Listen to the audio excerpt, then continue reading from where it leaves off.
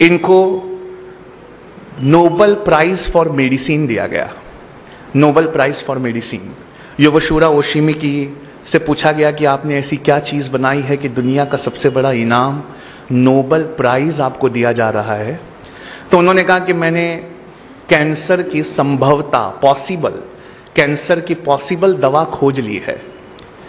तो दुनिया ने बड़ा जोर से उनका स्वागत किया, कहा आपने कैंसर की दवा खोज ली? कहा नहीं, दवा नहीं, लेकिन एक क्योर, एक प्रिकॉशन मैंने खोज लिया है।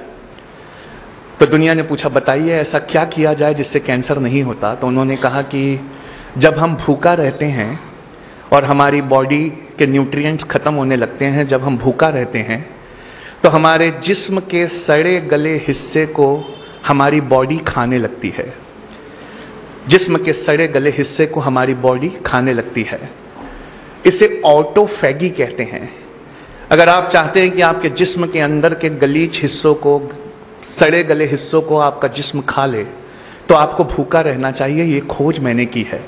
जब बॉडी ऐसे हिस्सों को खाने लगेगी तब कैंसर का क्वांटम या परसेंटेज कम हो जाता है।